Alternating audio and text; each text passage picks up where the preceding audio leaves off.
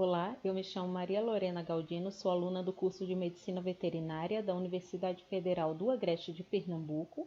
Essa videoaula tem como tema boas práticas de fabricação de queijo e é voltada principalmente ao pequeno produtor da zona rural. Para iniciar a aula, eu vou explicar o que são as boas práticas.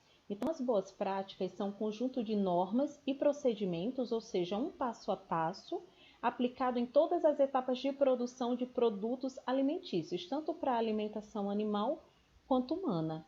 Então, adotar as boas práticas de fabricação vão garantir, no final, um produto que tenha qualidade e que tenha o menor risco possível de contaminação.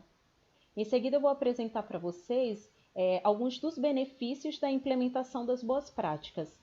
Aplicando as boas práticas, você vai ter segurança e qualidade dos produtos elaborados, atendimento às exigências tanto da legislação quanto do seu consumidor final, promoção do ambiente de trabalho seguro e produtivo para os seus colaboradores, redução dos desperdícios, valorização dos produtos regionais, ampliação de mercado, atendendo então às indicações das boas práticas de fabricação, você vai ter um produto que você pode vender regionalmente, mas você também pode vender para outros estados e maior competitividade, já que você vai ter um produto que é tão bom quanto os outros que estão no mercado, talvez até melhor.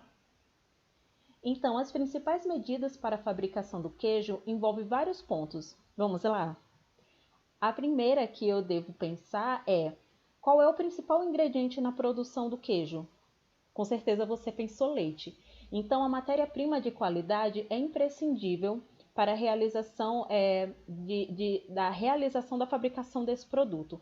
Então, quando a gente pensa em matéria-prima, a gente deve pensar de onde vem esse leite. Se o leite não é produzido na sua propriedade, o produtor ele deve pensar a quem ele está comprando esse leite. Então, se é um produtor íntegro, se é uma pessoa que você confia e se o leite dele é de qualidade.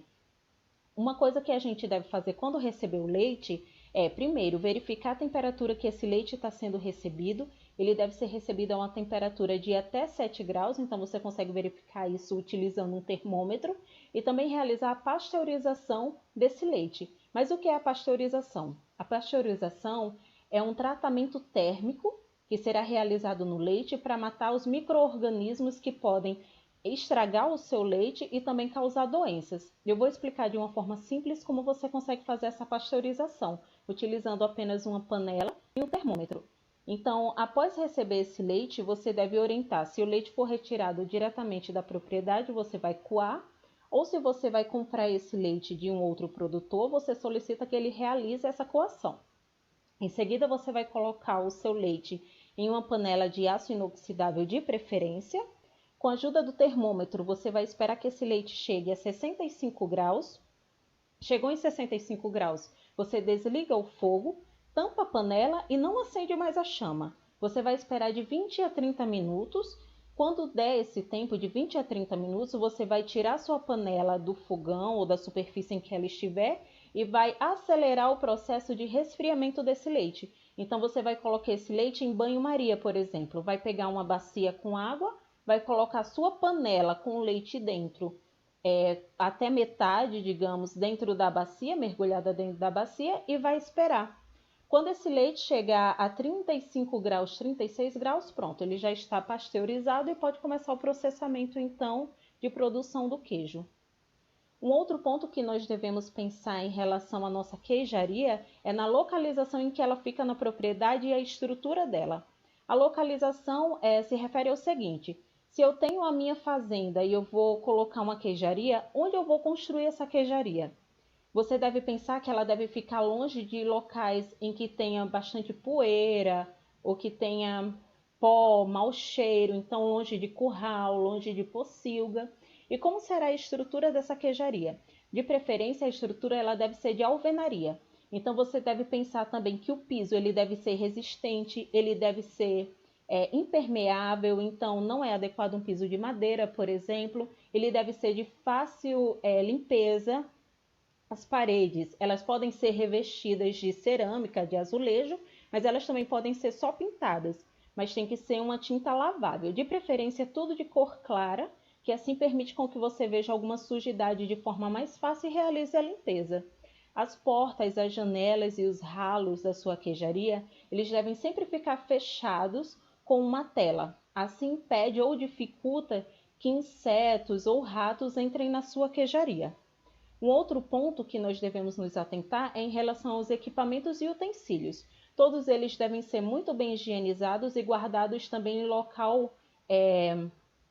um local adequado, um local limpo e fechado também, evitando, caso algum inseto ou rato entre na queijaria, ter acesso a esses utensílios. Em relação à limpeza e à sanitização, todos os utensílios eles devem ser limpados de forma adequada. Então, a limpeza ela se refere àquela remoção de gordura, de sujeiras, o que a gente consegue perceber a olho nu. Olhou e percebeu, está limpo ou está sujo. E a sanitização é relacionada aos micro-organismos. Então, a gente deve utilizar alguns sanitizantes que são próprios para a limpeza de utensílios que são voltados à produção de alimentos. Um outro ponto é relacionado à qualidade da água. A água que nós usamos para realizar a produção da matéria-prima é muito importante.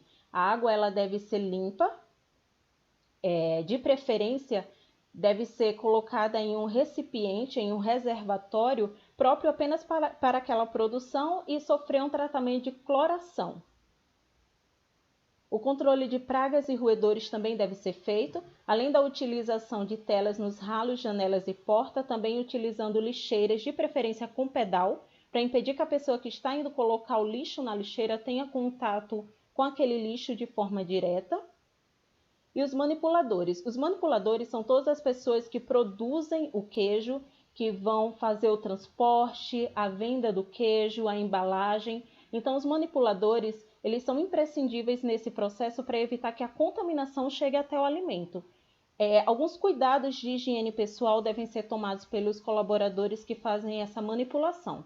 Eles devem tomar banho todos os dias, usar sempre um uniforme adequado, limpo, de preferência também em cores claras, que permite uma visualização melhor se o uniforme está limpo ou está sujo, utilizar toucas e evitar também alguns comportamentos de risco, podemos dizer, como conversar durante a manipulação do alimento, tossir, cuspir, espirrar nesse alimento,